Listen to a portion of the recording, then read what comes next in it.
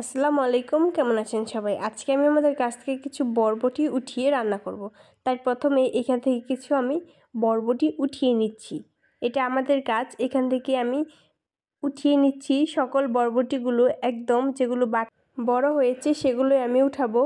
এই যে উঠিয়ে নিয়েছি, এখন আমি চলে যাব রান্নায়। প্রথমে আমি বরবটিগুলো ভালো করে কেটে নেব।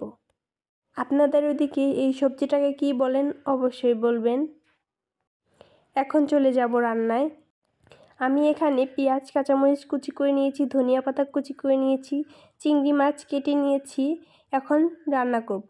তাই প্রথমে প্যানে পরিমাণ মতো তেল দিয়ে পেঁয়াজ, কাঁচামরিচ হালকা ভেজে নেব। এরপর দিয়ে দেব সকল গুঁড়া মশলা। মশলা দেওয়ার পর হালকা ভেজে নেওয়ার পর পরিমাণ মতো পানি দিয়ে মশলাটাকে ভালো করে কষিয়ে নেব।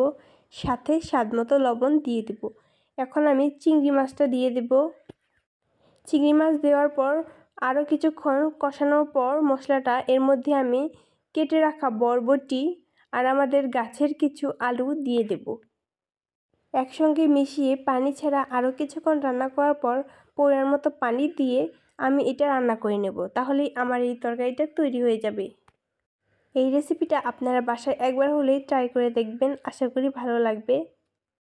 রান্নাটা কমপ্লিট, দেখতেই পাচ্ছেন কত সুন্দর কালার এসেছে এবং খেতেও মজা হয়েছিল। ভিডিওটি ভালো লাগলে লাইক, শেয়ার, কমেন্ট করতে ভুলবেন না। আপনাদের কার কার চিংড়ি মাছের তরকারি ভালো লাগে অবশ্যই কমেন্টে বলবেন। আজকের মতো বিদায় নিচ্ছি। আল্লাহ হাফেজ।